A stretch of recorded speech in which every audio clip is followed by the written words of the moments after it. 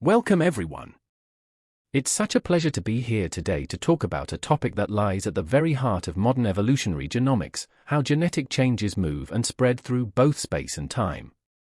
In this session, we'll explore two powerful and complementary frameworks that help us view evolution as a dynamic, ongoing process, phylodynamics and phylogeography. And to truly understand how these approaches work, we'll also take a closer look at the algorithms and models that make these analyses possible.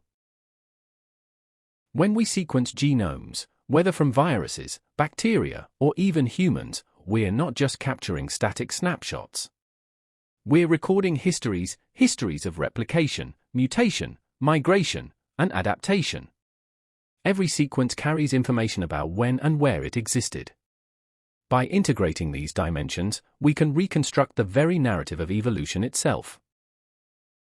Classical phylogenetics relies solely on sequence data. We align genes, build trees, and infer how organisms or strains are related. But this approach only tells us who is related to whom, it doesn't tell us where or when evolutionary events took place. That's where phylogeography and phylodynamics come in. These frameworks extend classical phylogenetics by integrating geographic, temporal, and epidemiological information. By linking each sequence to its location, we can reconstruct how lineages move through space, when they diverged, how population sizes changed over time, and how transmission dynamics shaped evolutionary patterns. To understand the remaining slides, and leaving aside the biological context for now, we need to grasp three basic concepts: model, parameters, and operators. A model is any system or formula you work with. It takes input data, makes predictions, and helps guide decisions. For example, consider the normal distribution. Parameters are the values that control how the model behaves and influence its outcomes. In the case of normal distribution, the parameters are mu, the mean, and sigma, the standard deviation. Changing these parameters alters the shape and spread of the distribution. Operators are the tools or methods used to adjust the parameter values. For instance, you might set mu to any value from 0 to infinity, and sigma to a small range, such as 0 to 0.01, depending on the data and the precision required. Putting it all together, the model defines the system, the parameters control its behavior, and the operators allow us to manipulate those parameters to explore different scenarios. This framework is essential for understanding how statistical models work and for simulating or predicting outcomes based on data. As I mentioned previously, we need to integrate models with our sequences. Here, I will discuss only three models: population dynamics, molecular clock, and model of evolution, and I will go through them one by one. Population dynamics has been a cornerstone of evolutionary theory since Charles Darwin's publication of On the Origin of Species. It focuses on fluctuations in the number of individuals within a population over time, in other words, how population size changes through time. However, the paradox is that mathematical approaches in genetics largely neglected this aspect for decades. A reconciliation between population dynamics and genetics emerged with the development of two major frameworks: evolutionary game theory in the 1970s and, later, adaptive dynamics theory in the 1990s. Of course, there is no single population dynamics model that can be applied to every organism or situation. Some common models include constant size, that assumes the population size remains constant over time; exponential growth, that assume the population grows, or declines, exponentially; logistic growth, according to this model, the population grows rapidly at first, then slows as it approaches the carrying capacity; birth-death, lineages birth new individuals or infections and die. Additionally, there are two non-parametric methods, skyline and skygrid. For example, if you study SARS-CoV-2 at the beginning of the pandemic in China, you would use exponential growth as the model for population dynamics. However, if you want to study the same virus after the lockdown, logistic growth would be more appropriate. The second model I will discuss is the model of evolution. When you calculate the distance between two sequences, as shown at the bottom of the slide, you might find that these two sequences differ by 4 positions out of an alignment of 10. In this case, the observed distance is 4 divided by 10 is equal to 0.4. However, if we assume that we know the ancestral sequence for both and account for the number of changes that led to these sequences, we find that there were 2 changes to obtain sequence 1 and 4 changes to obtain sequence 2. In this case, the distance between the 2 sequences should be 2 plus 4 divided by 10 is equal to 0.6. As you can see, in this example, the observed distance differs from what we might consider the real evolutionary distance, so we need to correct the observed distance to be more close to the real one. Before exploring how we can correct this difference, we need to understand why it occurs in the first place. Okay. This difference arises because, during evolution, genetic sequences undergo multiple mutations, many of which are hidden events. We do not have the intermediate sequences and therefore do not know exactly what happened at each site during evolution. To account for this, we need to model these hidden genetic changes that can occur in the genome. For this purpose, we will use a Markov process, which will be discussed later.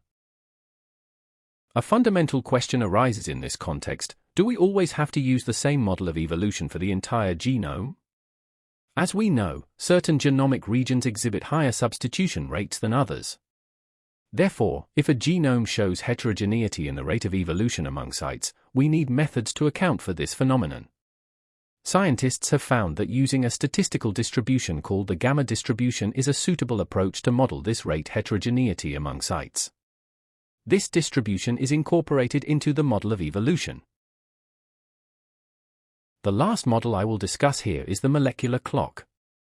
2 researchers published papers in the 1960s in which they calculated the genetic distance between 2 sequences coding for the same protein but isolated from different species.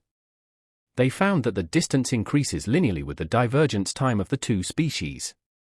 Based on this observation, they hypothesized that the rate of evolution for a given protein is constant over time. This idea implies the existence of a molecular clock with a constant rate of evolution over time for a given gene. The application of the molecular clock has some limitations. Its use depends on: first, the rate variation among lineages, as some species evolve faster or slower. Secondly, the strong selection, as natural selection can accelerate or constrain evolution in certain genes. Additionally, recombination or horizontal gene transfer can break the assumption of a linear accumulation of mutations. And finally, over long periods, multiple substitutions at the same site can obscure the true evolutionary rate as we discussed previously. After discussing these 3 models, we now need to explore the algorithms underlying phylogeographic and phylodynamic analyses. This is called metropolis-coupled Markov chain Monte Carlo, MC³ or MCMCMC, which uses the Monte Carlo algorithm as its backbone and combines a Markov process with the Metropolis-Hastings method. We will discuss each of these components one by one in this lecture. Let's begin with its backbone, the Monte Carlo algorithm. It is a probabilistic approach developed by Metropolis and Ulam, who were working in the 1940s at the well-known research center in the USA, Los Alamos.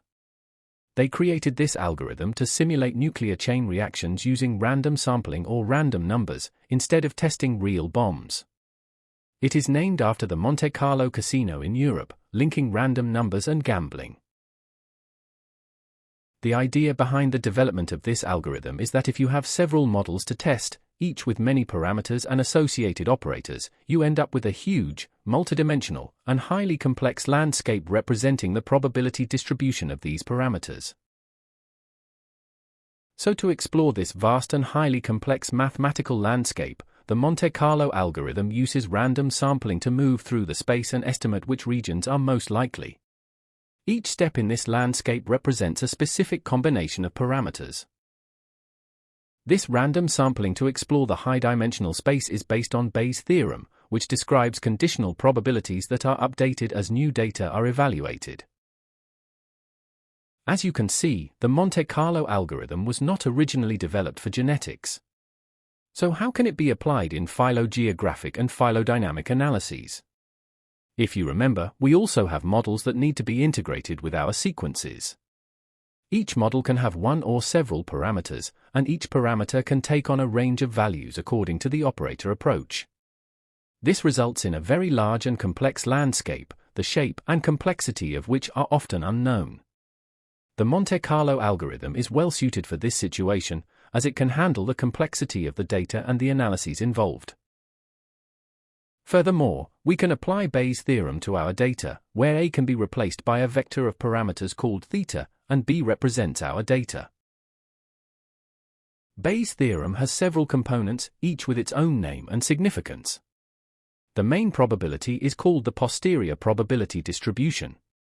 The numerator consists of the prior probability distribution multiplied by the likelihood function, while the denominator is called the marginal probability. To better understand these different parts, let's consider a simple example. Imagine you have a bike at home that you have never used before. One day, you decide to ride it, but you don't know what the road outside is like. Before you start, you believe that the best way to ride a bike is to keep your hands straight and go forward. This prior knowledge represents your prior probability, or what you know about riding a bike before actually experiencing it. Once you start riding, you observe the road and notice holes, bumps, and turns. Keeping your hands straight works well on a flat road, but not when there are obstacles. The fit between your riding style and the real road conditions represents the likelihood. After experiencing the road and adjusting to the bumps and holes, you update your belief. You now know that you must move your hands to avoid obstacles, rather than keeping them straight all the time as your prior knowledge suggested. This updated knowledge is called the posterior knowledge or posterior probability. To become an expert at riding bikes, you need to ride in all kinds of conditions and on all types of roads. Achieving this level of experience is very difficult, and it represents the marginal probability. Since it is very difficult, if not impossible, to become an expert in biking, it is likewise impossible to analytically calculate the marginal probability in phylodynamic and phylogeographic analyses. This is because you would need to compute the overall probability of the data by combining all possible parameter values with their prior probabilities. The Monte Carlo algorithm uses random sampling to avoid directly calculating the marginal probability. By selecting random samples from this huge landscape, it approximates the shape of the posterior probability distribution by calculating their average. The main challenge for the Monte Carlo algorithm lies in the strategy it should follow for random sampling. One option is to choose all samples at once, which can lead to biased or inefficient estimates because we do not know the full shape of the posterior probability. Another option is to perform random sampling according to specific rules, which would be a better approach. However, at the time, they did not know how to implement this. Metropolis and Hastings developed a method to perform random sampling according to specific rules. First, they choose an initial sample randomly, called theta1, along with its corresponding posterior probability. Then, they select another sample randomly, called theta2, with its corresponding posterior probability. Then, they compute the ratio R of the posterior probabilities for both samples. If the ratio is greater than or equal to 1, they always accept theta2 with probability 1, otherwise, they accept theta2 with a probability R. This means that the chain sometimes moves to lower probability states, preventing it from getting stuck at a local peak. You can imagine being in a vast landscape with hills and mountains. If you reach the top of a hill thinking you are at the highest point, you may actually be on a smaller peak, with higher mountains nearby. Moving down allows you to explore other peaks and potentially reach higher points in the landscape. Since you are more likely to accept transitions that increase the joint probability of the parameters, you will eventually move closer to the peak of the posterior distribution, representing the most probable values. At the beginning, the algorithm starts from a random point, called theta1. This point might be far from the true peak. The first few steps it takes to get closer are called the burn-in phase, and these early steps are not included in the final results. In other words, in this vast landscape, even if it seems you have moved far using the random sampling method, your initial steps are still too close to the starting point to fully explore the landscape. This part of the walk needs to be excluded from the statistical analysis later on.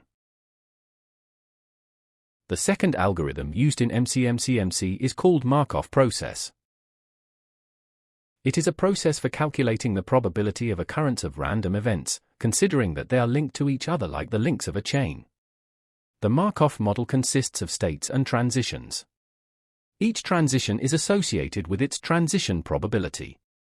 This process generates transition matrix Q with probabilities associated to each transition. One of the assumptions of a Markov process is the memoryless property. If you were at state E1, then move to E2, then E3, and your current position is E4, the probability of being in E5 depends only on your current state E4 and not on the states you visited previously. This memoryless assumption applies to all variants of the Markov process.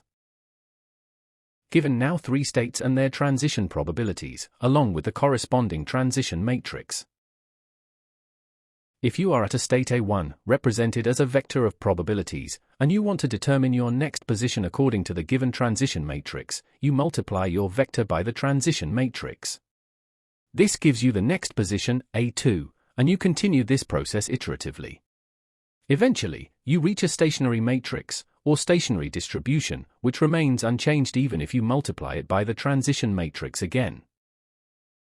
We apply the Markov process in models of evolution, as discussed earlier, because we have 4 states for nucleotides or 20 states for amino acids.